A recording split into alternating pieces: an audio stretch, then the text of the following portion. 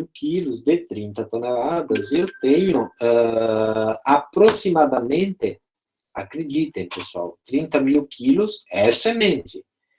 Mas ela impressiona muito mais quando a gente vai olhar o número de sementes. Eu tenho 750 milhões de sementes em 30 mil quilos. Bom, é enviado ao laboratório, para essa espécie, é recomendado que se envie 1 quilo. 1 quilo, eu tenho aproximadamente 25 mil sementes, 1 quilo de sementes de trigo. No entanto, a análise de pureza, que é uma análise que é feita também em laboratório, ela é feita com 120 gramas. E acreditem, um teste de germinação ele é feito em 400 sementes. Então, vocês observem aqui o tamanho da população, pessoal. 750 milhões, e eu vou utilizar 400 sementes no teste de germinação. Ou seja, a cada sementinha que eu utilizo, que ela vai dizer se germinou é 1% de germinação, se não germinou, não aumenta 1% da germinação, a cada uma dessas 400 sementes que eu vou no teste de germinação representa 1.875.000 sementes. Então, você observa, pessoal, o número de sementes que é usada num teste pode representar um número muito grande de sementes lá no meu lote. Lógico que eu estou considerando o lote máximo, né? Bom, mas vamos diminuir para 3 mil quilos, para 300 quilos, você vê ainda que a proporção ela é realmente muito, muito grande. Nós vamos falar do teste de germinação, pessoal, na semana que vem, tá? Nós vamos detalhar um pouco os procedimentos para o teste de germinação. Gostaria de fazer algumas definições também que são bastante importantes, né? A amostra, nós já falamos dela, mas agora vem outros tipos de amostra. Eu disse que nós íamos falar os diferentes tipos de amostra, porque quando a gente se depara com o resultado de uma análise de sementes ou de uma qualidade de sementes, a gente ouve esses termos e eu tenho a obrigação de trazê-los aqui.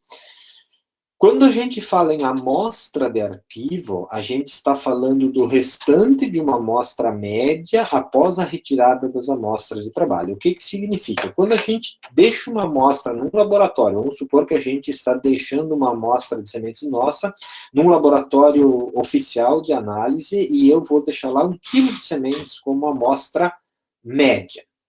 O laboratório faz um procedimento que se chama dividir aquela amostra média para obter uma amostra de trabalho, e nesta amostra de trabalho é que ele efetivamente vai trabalhar, é que ele efetivamente vai fazer a sua análise. O que sobra é uma amostra de arquivo. O laboratório mantém aquela amostra armazenada, arquivada, para, se necessário, fazer outras análises no futuro. Então, isso se chama amostra de arquivo. A amostra de trabalho, eu acabei já mencionando para vocês, né, aquela que é obtida no trabalho, né, por homogeneização. Vou mostrar para vocês como a gente faz a homogeneização, né, e reduzir esta amostra média até os pesos requeridos para os testes padrões, né. Quando eu falo em amostra oficial, é aquela amostra que é retirada pelo fiscal, naqueles casos que eu mostrei anteriormente, quando vem um fiscal público, um ente público, que recolhe uma amostra para fins de fiscalização. Essa é a chamada amostra fiscal. Depois nós temos também as amostras simples, que é cada uma das porções retiradas dos lotes de um único ponto. Imaginemos que nós temos um lote formado por 10 sacos empilhados. Eu vou falar de intensidade da amostragem para vocês daqui a pouco, e vamos supor que a nossa intensidade da amostragem seja uma amostrinha de cada um daqueles 10 sacos. Então, cada uma dessas amostrinhas ela é chamada de amostra simples, que, juntadas essas amostras simples, formam o que a gente chama de amostra composta, que é formada pela combinação e mistura de todas essas amostras simples retiradas do lote, né? A amostra média é a própria amostra composta ou uma subamostra dela, né? De que se diferencia a amostra composta e a amostra média, pessoal? A amostra simples, vamos supor que eu vou coletar no meu plano de amostragem 10 amostras simples. Eu juntei essas 10 amostras simples e deu 1 quilo. E eu preciso mandar ao laboratório 1 quilo. Neste caso, a amostra composta é igual à amostra média, porque ela vai para o laboratório naquela quantidade idêntica à junção das todas as amostras simples. No entanto, eu sou uma pessoa que tem uma mão grande, e quando eu fui lá dentro do saco fazer o meu processo de amostragem, ao invés de coletar 100 gramas em cada uma das amostras simples, eu coletava 150 gramas. Bom, a junção das amostras simples formou uma amostra composta de 1,5 kg. Eu não preciso mandar 1,5 kg para o laboratório, mandar 1 kg é suficiente. Portanto, eu faço uma divisão dessa amostra composta e gero uma amostra média que é levada em laboratório, né? Às vezes eu posso ter a necessidade de manter uma duplicata, de manter a amostra, uma outra amostra armazenada, não é o nosso caso aqui, não é uma situação comum dentro da nossa realidade. E a amostra de trabalho é uma amostra retirada da média, que o laboratório vai fazer as suas análises, né? A amostra de identificação também é um caso só utilizado dentro da indústria. A amostra tratada também é quando a semente ela passou por algum tratamento químico, e se eu precisar dividir a minha amostra, eu vou ter uma subamostra que vou falar na sequência disso. Pessoal, embalagens de armazenamento das sementes, ela é considerada de tamanho diferenciado quando eu tenho uma embalagem com tamanho superior a 250 quilos. Também creio que não seja o caso da nossa realidade, né? Tudo isso, pessoal, que eu falei, dos diferentes tipos de amostras, ele está representado nesta figurinha aqui. Observem aqui, ó, eu tenho meu lote de sementes formado por uma pilha de sacos, independe do tamanho, tá, pessoal? Independe do tamanho, pode ser um único saco, podem ser 2, 3, 10, tá? Independe do tamanho, e no meu plano de amostragem, aqui eu vou retirar várias amostras simples dentro do meu processo. Observem aqui, ó, várias pequenas amostras simples retiradas, representadas aqui por esses potinhos amarelos. Eu junto todas essas amostras simples aqui num pote, num balde, numa embalagem maior, formam o que a gente chama de amostra composta. Essa amostra composta, ela é muito grande para eu mandar para o laboratório. Então, o que eu faço? Subdivido essa amostra e eu posso ter uma amostra duplicata que eu mantenho aqui, uma amostra de umidade que, para determinação de umidade oficial, tem um procedimento específico que não vai ser objeto da nossa discussão aqui, né? E eu tenho aqui a amostra submetida aqui, que eu vou encaminhar ao laboratório, que vai ser submetida à análise. Vocês podem estar se pensando, puxa, mas se a tua amostra composta ficou muito grande, que você teve que dividir, por que foi coletado tantas amostras simples aqui? Pela matemática, por procedimentos matemáticos, por cálculos de suficiência amostral. Teve todo um cálculo matemático por trás que diz, ó, se o teu lote é formado por uma única embalagem, você tem que coletar tantas amostras simples. Se o teu lote tem tantos sacos, você tem que coletar tantas amostras simples e assim sucessivamente. E aí, quando você tem uma situação em que você tem muitas amostras simples coletadas, a tua amostra composta, a junção dessas amostras simples, pode extrapolar, né, o valor, o tamanho máximo das análises. Pessoal, vamos pensar, somente para título de exercício, né, que nós tivéssemos, ou que estamos trabalhando, ou que vamos encaminhar uma amostra de análise, uma amostra de sementes, para um laboratório oficial. Pessoal, o que recebe o laboratório está aqui chamado por esse termo aqui, amostra. Então, você observe, é retirada uma pequena quantidadezinha desta semente aqui, para fazer uma determinação de umidade. Depois, essa amostra grande aqui, ela é reduzida o tamanho até se chegar numa amostra chamada amostra de trabalho. Desta amostra de trabalho, o que pode ser feito com ela? Quais as análises possíveis de se fazer dentro de um laboratório? A gente pode fazer uma análise chamada análise de pureza, determinação de outras sementes por números e determinação de outros materiais inertes e de outras sementes. Lembre na semana retrasada, quando nós falávamos das qualidades das sementes, em determinado momento eu falei de qualidade física.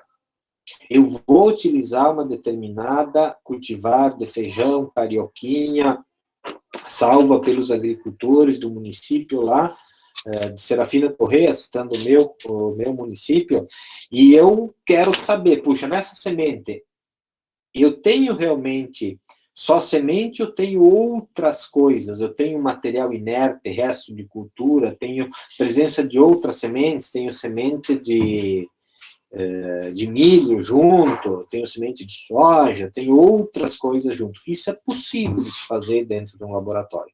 Quando se deseja fazer isso, se faz o que se chama análise de pureza. Na análise de pureza, a gente pode obter o que se chama de sementes puras. Da semente pura, a gente faz uma avaliação de qualidade fisiológica. A gente pode fazer, dentro de um laboratório de análise de sementes, é possível se fazer esse tipo de análise. Bom, que análise a gente faz? A gente pode fazer análise de germinação, vamos ver semana que vem. A gente pode fazer análise de viabilidade, a gente pode fazer avaliação de peso por 1000 sementes, análise de vigor, análise de pureza varietal e N outras avaliações que a gente deseja. O que vai representar, pessoal? Estes testes aqui, eles vão dizer a qualidade que tem esta semente pura aqui. E esta semente pura aqui, eu utilizo pouca semente para fazer isso. Eu uso 200 sementes, 400 sementes para fazer um teste de germinação, e eu tenho que representar toda uma população lá atrás. Por isso que o procedimento da amostragem até chegar aqui, ele tem que seguir um método, ele tem que seguir um determinado procedimento, né? Aqui está só resumindo o que eu falei até agora, né? O objetivo de uma amostragem, né? Aqui eu estou mostrando uma foto de como acontece quando tem uma fiscalização. Aqui é um fiscal do Ministério da Agricultura que está numa empresa produtora de sementes fazendo o processo de amostragem. Obviamente ele é bem identificado nessa situação aqui, né? Também não tem uma relação direta com o nosso escopo, com o nosso objetivo principal, mas eu tenho que apresentar essas situações para vocês. Observem aqui que ele está usando um equipamento para fazer essa amostragem, que é um equipamento chamado calador, que ele faz uma amostragem mecânica. Né? Do ponto de vista da legislação, a gente vai encontrar, e aqui isso é válido só para empresas produtoras de sementes. Dentro de uma empresa produtora de sementes, pessoal, lembrei o porquê que eu deixei esse slide aqui, que ele não nos interessa diretamente no objetivo desse workshop. Pessoal, a questão da amostragem de sementes, eu sou engenheiro agrônomo, tenho algumas disciplinas na grade curricular do meu curso de agronomia que versam sobre sementes. Eu tenho um curso de pós-graduação em nível de mestrado em sementes. Eu tenho um doutorado na área de sementes, eu oriento pessoas na área de pós-graduação em sementes. No entanto, se eu abandonar essa minha carreira acadêmica e eu for trabalhar dentro de uma empresa sementeira, de uma empresa que produz e vende sementes, eu não estou legalmente habilitado para fazer um processo de amostragem. Eu tenho que fazer um curso de amostrador para quem trabalha dentro de uma empresa sementeira, tá?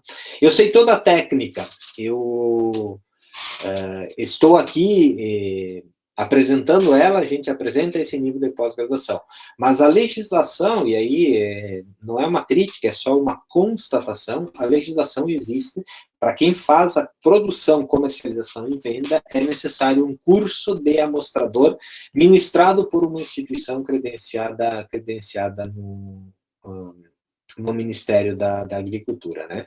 Então, observe aqui, para gente, para quem for trabalhar na área, se alguém de vocês aqui um dia for trabalhar, for atuar numa empresa produtora de sementes, a gente é necessário ter o curso de amostrador. Eu estou vendo que chegou uma pergunta no chat, Letícia, você pergunta, o teste de pureza varietal é para se saber se a semente não cruzou com outra variedade, tipo crioulo com híbrido ou transgênico? É mais ou menos isso, Letícia. Existem testes legais para se verificar se aquela semente que você está analisando, se ela tem mistura com outras sementes. Vamos pegar o caso do exemplo do feijão. Vamos supor que eu tenho uma amostra de sementes de feijão preto que eu levei para o laboratório. No teste de pureza, sementes de feijão preto, sementes de feijão carioca, sementes de feijão vermelho, sementes de feijão de qualquer variedade, todas são consideradas sementes puras, Letícia. No entanto, eu tenho alguma característica que me dá certeza que eu tenho algumas sementes que são de outra cultivar, eu não estou mantendo a questão da pureza varietal. Então, não é só a questão do crioulo com híbrido ou com transgênico. Eu tenho uma outra cultivar. Eu posso ter mistura de duas cultivares crioulas. Eu não tenho pureza varietal, porque eu tenho duas variedades que estão misturadas naquela amostra. Assim como eu posso ter duas cultivares de soja transgênicas que elas têm mistura ali no meio. Então, duas variedades distintas misturadas. Do ponto de vista de qualidade de sementes, não é desejado. É um teste que a gente mede para verificar a pureza varietal. Eu estou com aquela variedade. Tá? Não sei se respondi, Letícia. Se quiser abrir o microfone, por favor, fique à vontade. Enquanto eu tomo uma aguinha. Sim, era o que eu tinha a dúvida. E dessa questão de sementes, sempre é bem complicado. A gente tem um certo incentivo de se produzir semente, principalmente de plantas de cobertura, mas depois para comercializar essas sementes de planta de cobertura é bem complicado, né? Por causa dessa legislação. Não é fácil de tu conseguir colocar elas no mercado legalmente, né?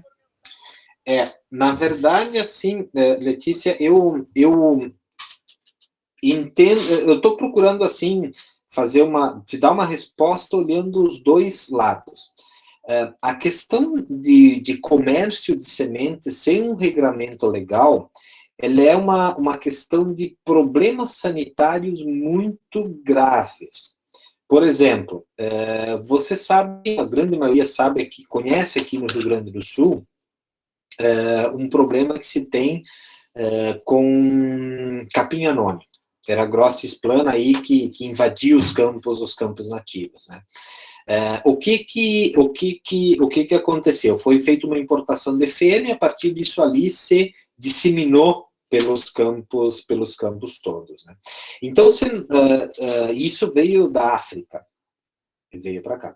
Então, se não há um controle, mínimo, a chance que existe de acontecer problemas de um local para outro, ela é bastante grande. Infelizmente, a gente não está numa sociedade suficientemente madura, suficientemente politizada, para colocar no mercado somente uma coisa que realmente não tenha problemas. A semente, ela tem o potencial de você levar problemas para regiões muito longe. Porque nós podemos, né, Letícia, produzir semente aqui, em Pelotas, e vocês imaginam aqui que tenha junto dessa semente que a gente produza uma determinada invasora que não tem no Paraná. Eu levo a semente, jogo lá para o Paraná e isso se dissemina. Então, por isso que há todo um regramento, há todo um controle legal, um controle governamental, que é justamente para evitar esses problemas fitossanitários, né? Então, essa talvez seria uma das principais causas, que aí sim tem que ter um controle, né?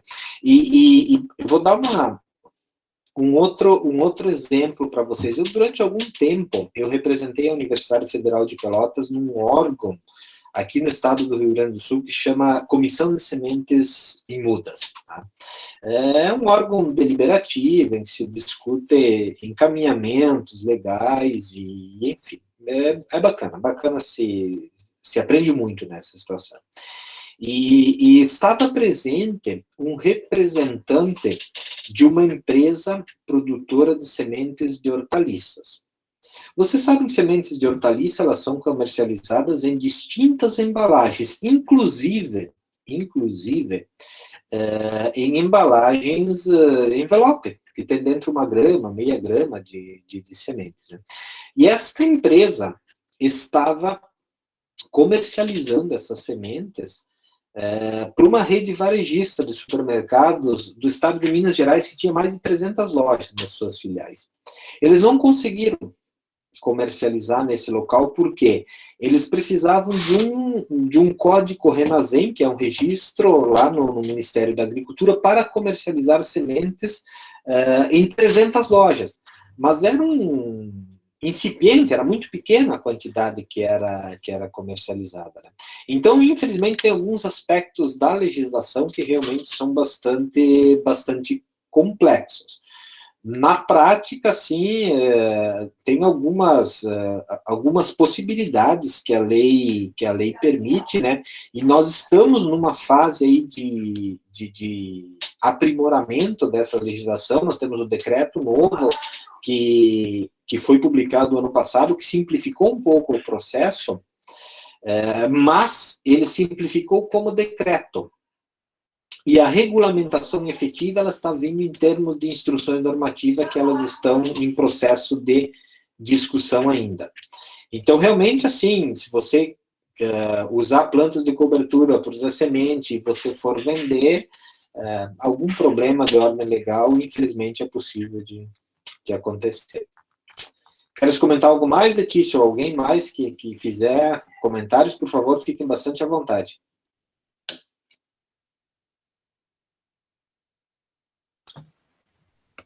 Ok? Eu estou deduzindo. Boa noite, professor. Pois não, Felipe, tudo bem? Prazer em ouvi-lo. Eu estava escrevendo uma pergunta aqui. Faça oral, porque senão eu fico só ouvindo a minha própria voz, fico cansado. Certo, eu vi um espacinho aqui, então... Algumas variedades, como tu comentaste, não tem variedades crioulas não tem um padrão genético, como que eu ia dizer, uma pureza varietal. Temos de genética, né? Tem variedades que são cultivadas e que cruzam com outras crioulas, ou até a própria variedade crioula, né?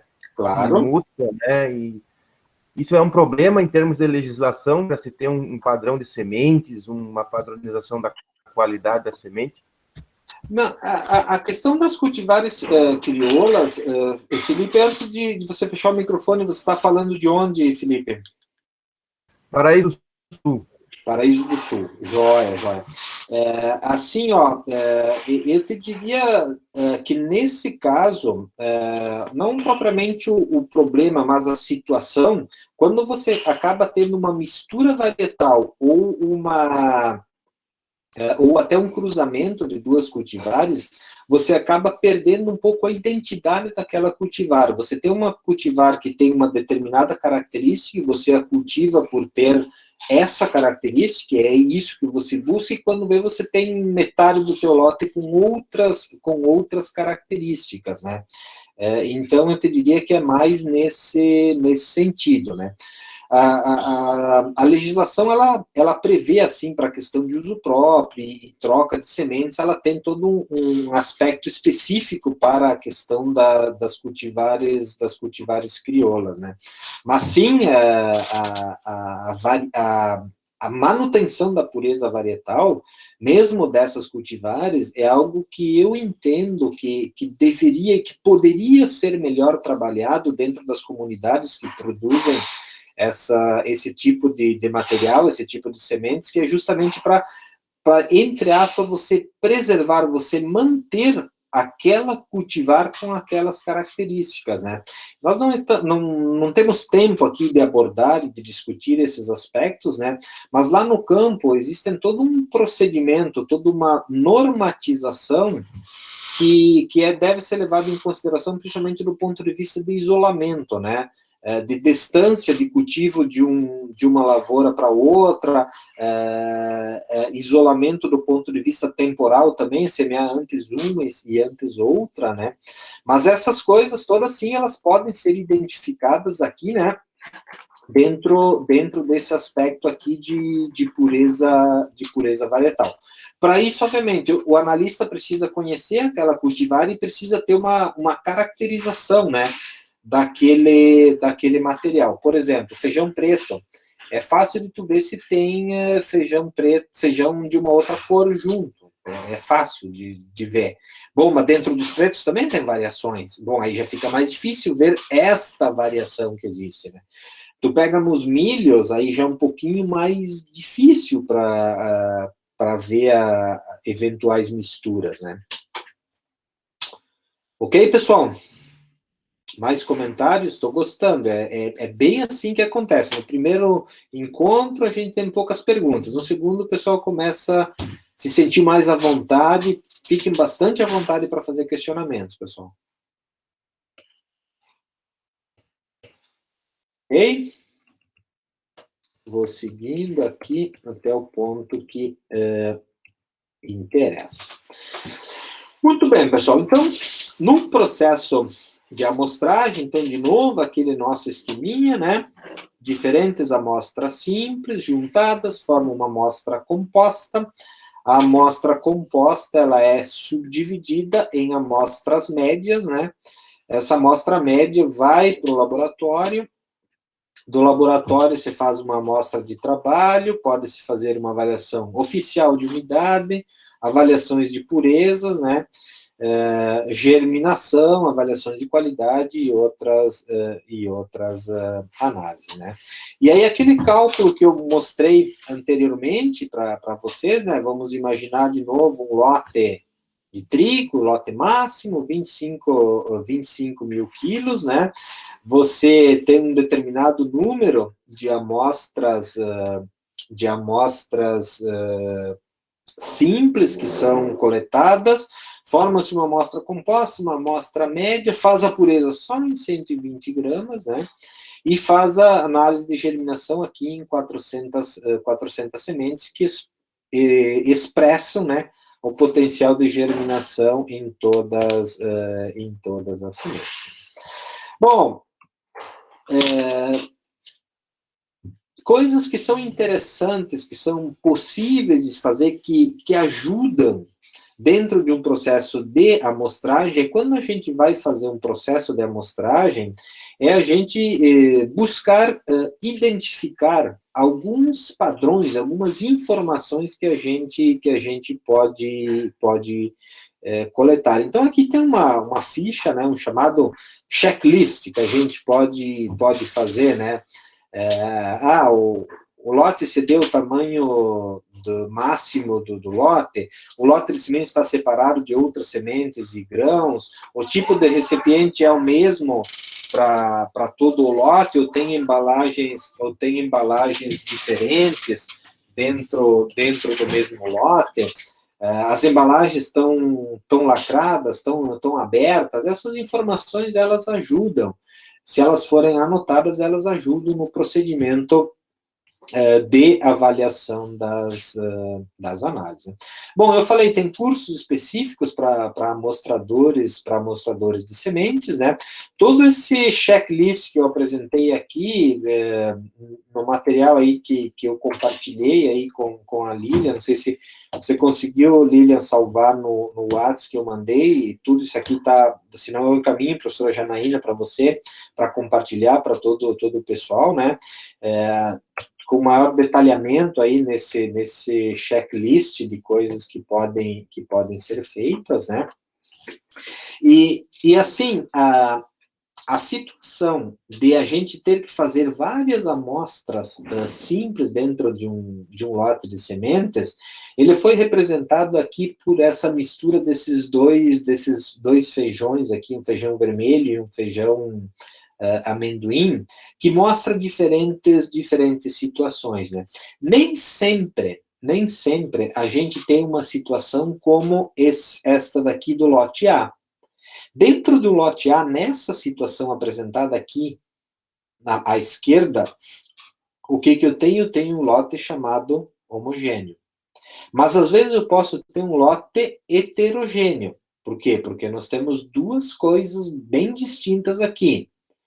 E essa heterogeneidade do lote, ela tem uma distribuição homogênea, ou seja, essa diferença que existe, ela está espalhada por todo o lote.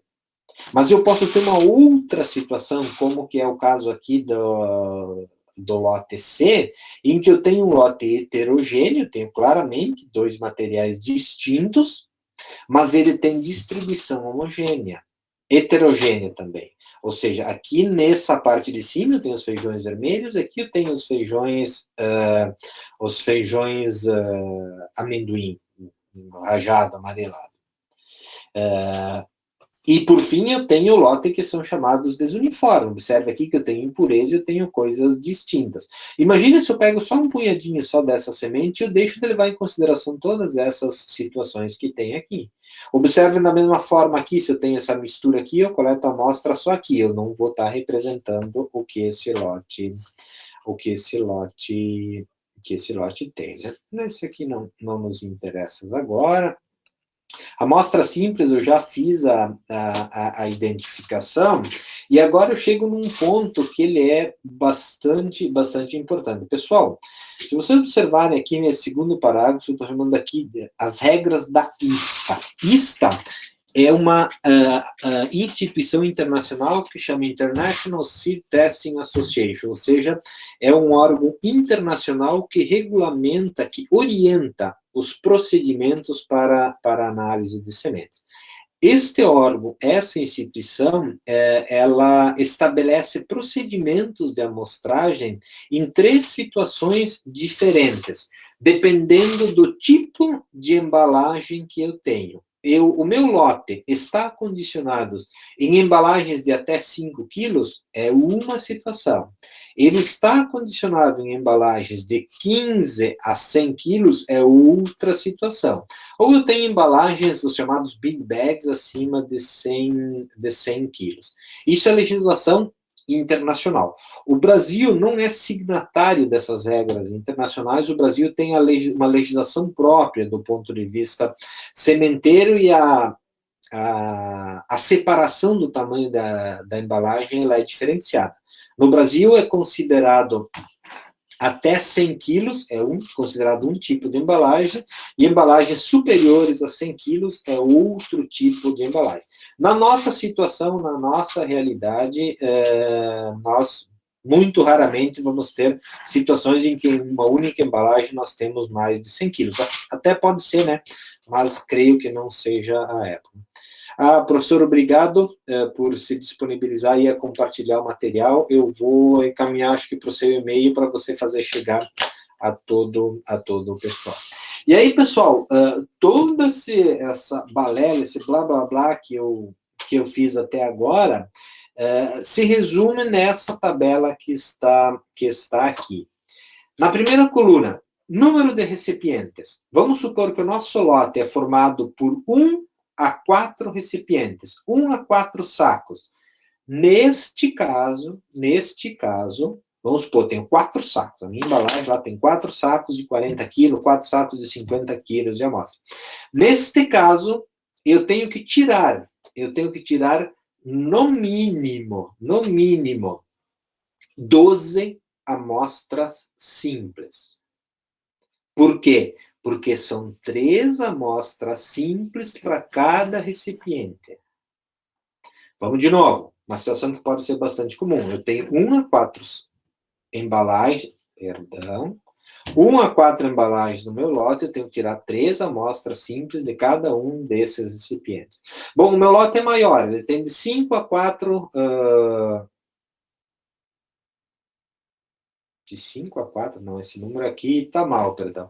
Ele tem de 5 a 8, tá, pessoal? Aqui é onde tem... Já vou arrumar.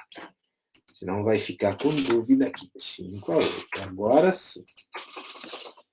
Tem de 5 a 8 sacos, de 5 a 8 baldes, 5 a 8 recipientes.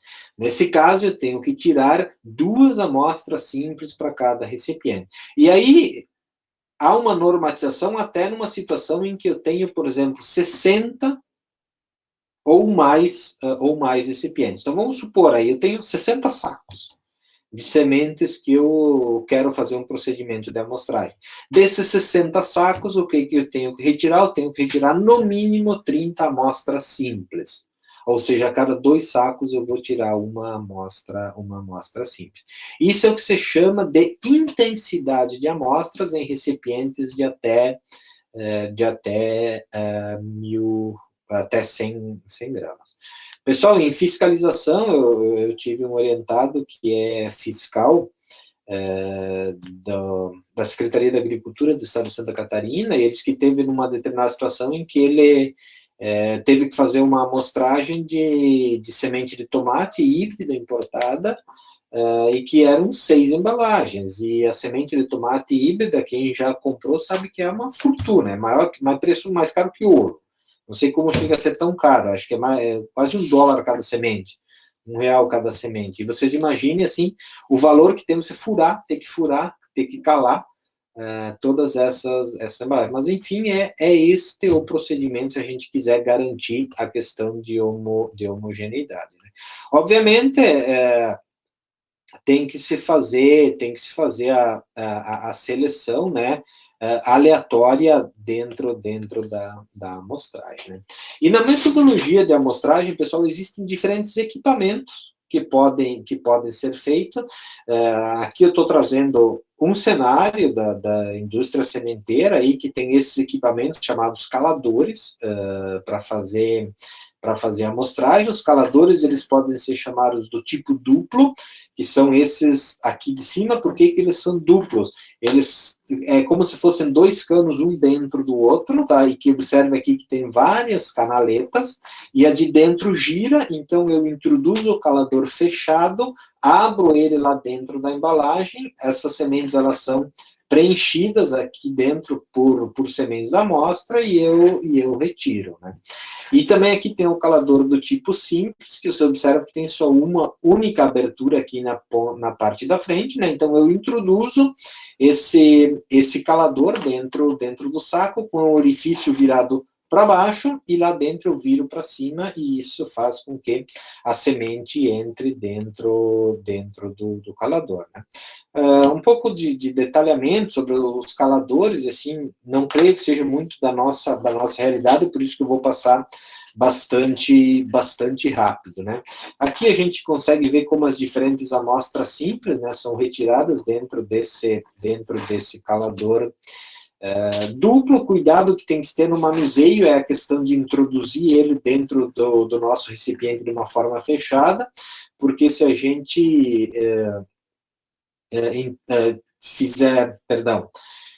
um problema que pode acontecer é que no momento de fechar ele, né, a gente pode amassar, danificar algumas sementes, né.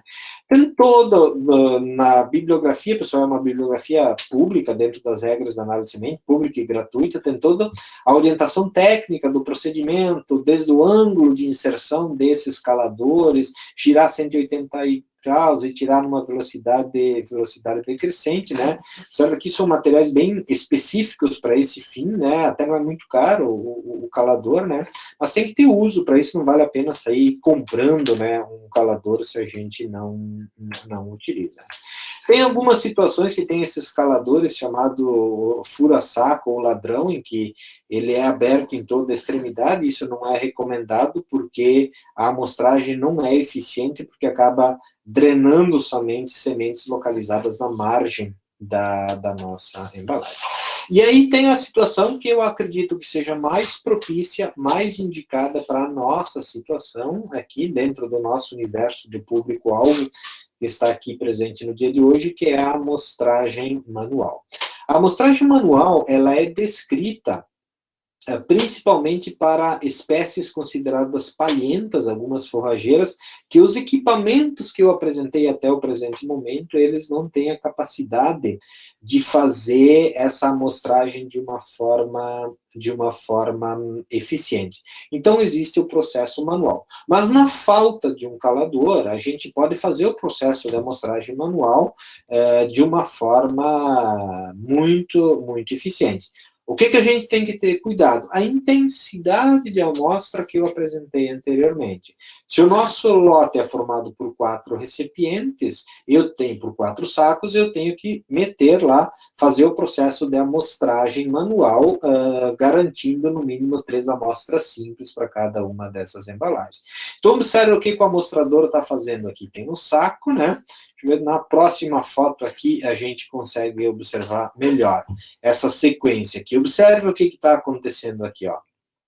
Mão fechada. Bom, obviamente, é o óbvio, né? Limpar a mão, usar luva se necessário, equipamento de proteção individual, para evitar algum ferimento ou coisa do tipo, obviamente, deve ser considerado. Primeiro, observem a forma que é mantida a mão, naquela mão assim, ó. Perdão, aqui está a câmera, fechada, com os dedos tentando fazer como se fosse um afunilamento, né? Introduz ele até a posição desejada. Por que até a posição desejada? Se eu vou ter que coletar mais de uma amostra simples dentro da mesma embalagem, uma eu vou coletar bem no fundo, uma eu vou coletar mais na parte mediana, uma eu vou coletar mais na parte de cima, uma eu vou coletar mais perto da extremidade, uma eu vou coletar mais no centro da embalagem, garantindo a aleatoriedade até a aleatoriedade do processo, né? Depois, fecha, introduziu a mão, né?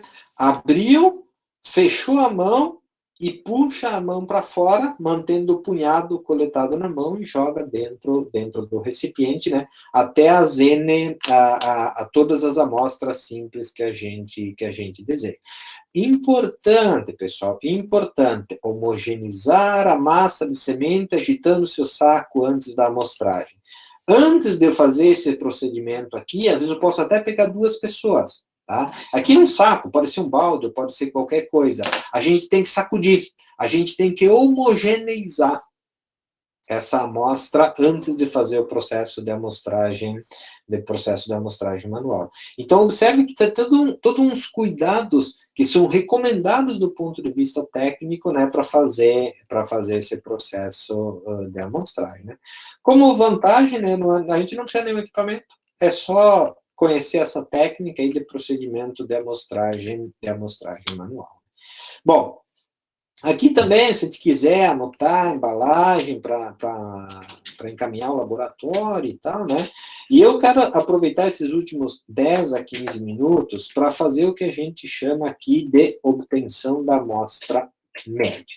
Lembrem lá, amostra simples, cada uma das amostrinhas que a gente coleta, a gente junta todas as amostras simples que a gente obtém e obtém o que se chama de amostra composta. E essa amostra composta, via de regra, é bastante comum que ela obtenha um tamanho maior do que o tamanho mínimo exigido para se mandar para o laboratório. Geralmente dá mais de 1 quilo a junção das amostras simples. Então, a gente precisa fazer um processo chamado de redução da amostra composta até a amostra média que é encaminhada ao trabalho.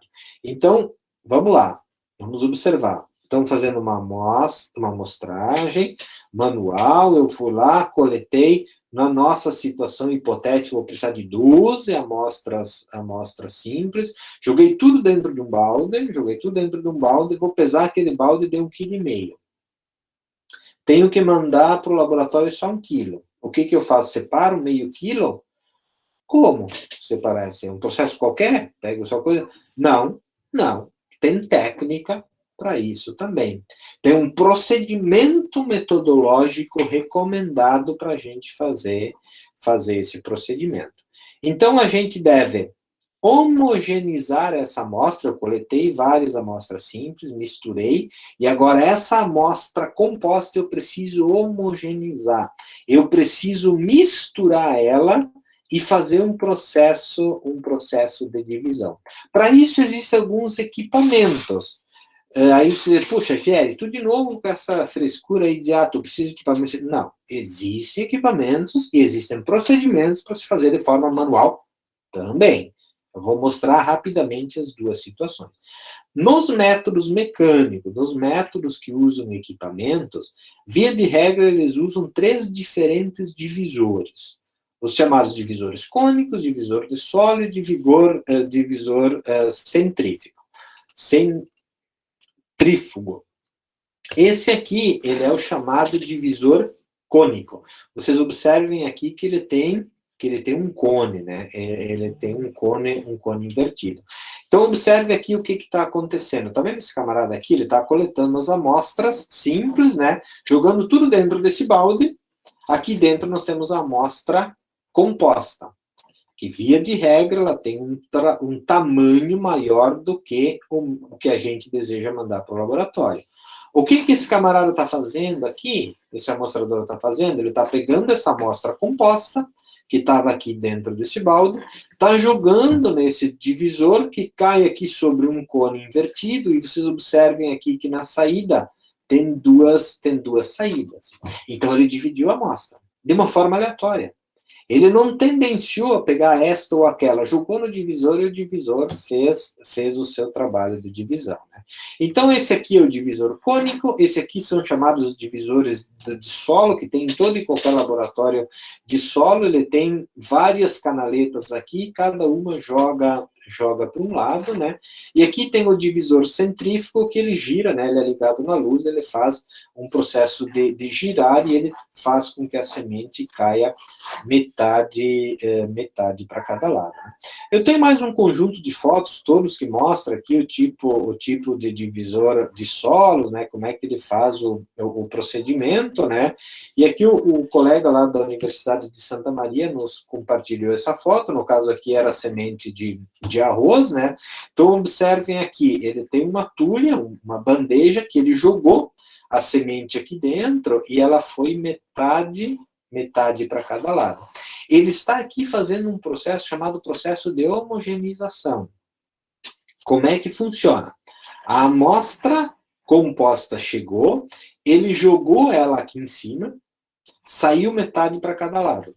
Ele tira as duas bandejas que estão uma de cada lado, e ele passa mais 2 vezes por cima desse divisor de solo, colocando as duas ao mesmo tempo. Então, esta passagem pelo divisor acontece por 3 vezes.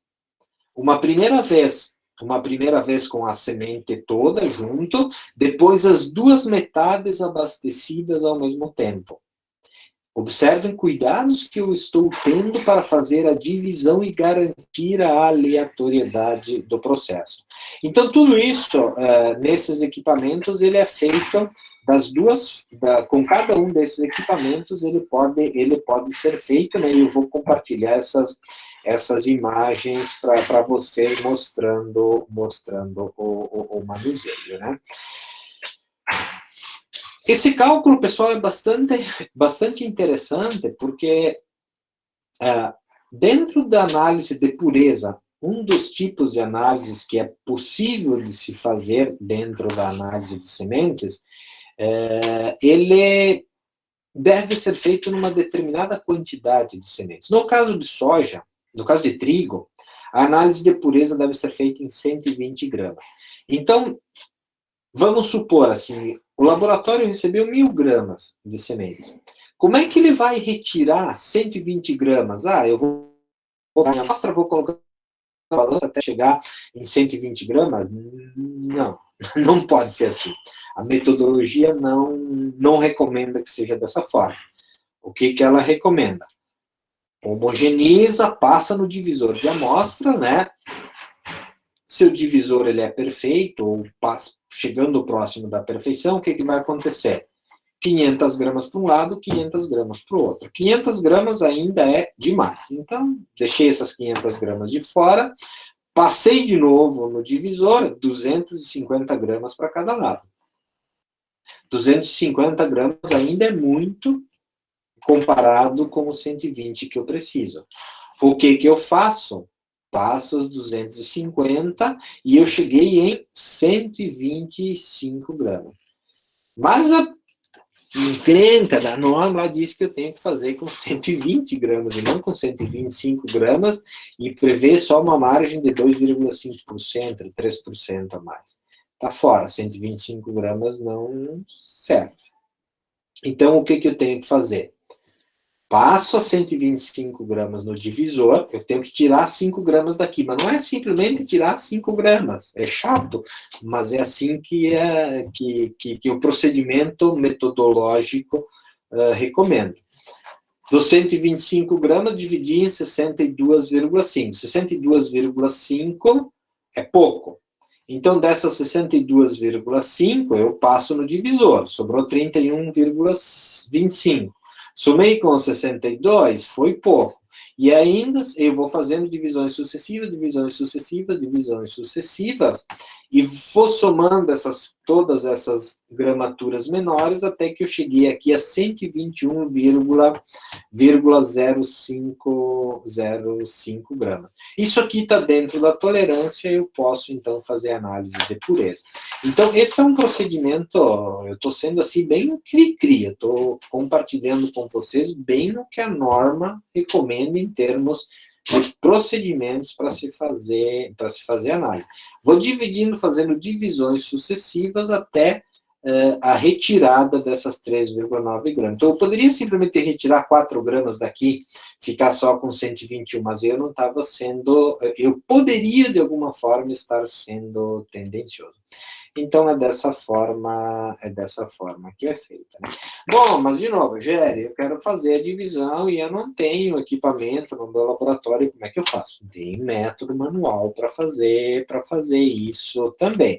Uso o mesmo princípio das divisões sucessivas, só que ao invés de dividir com o equipamento, eu faço uma divisão manual, divisões sucessivas.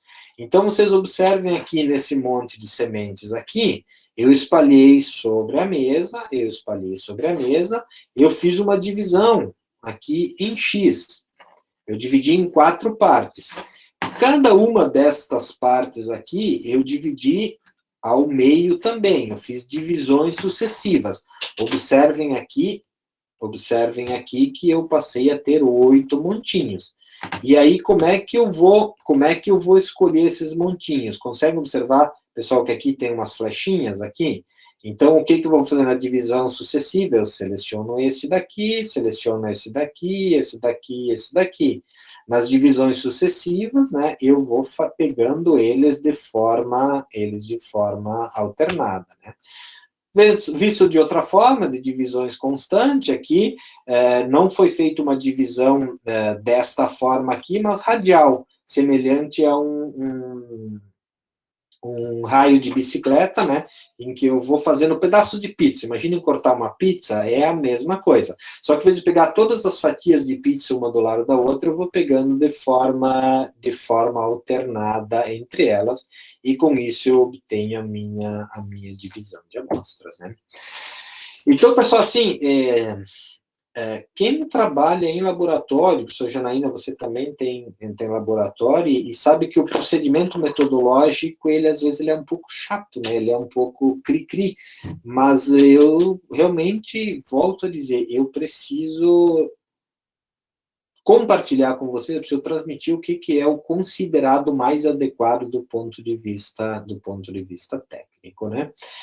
Com isso, pessoal, eu passo lá pro final, uma pequena mensagem aí. Eu vou só rodar um vídeo de 2 minutos, pessoal, que às vezes a gente descuida de um determinado processo numa fase muito simples, né? Eu não sei se vai sair o som aqui na apresentação desse vídeo, mas o som não importa, o importa é a mensagem.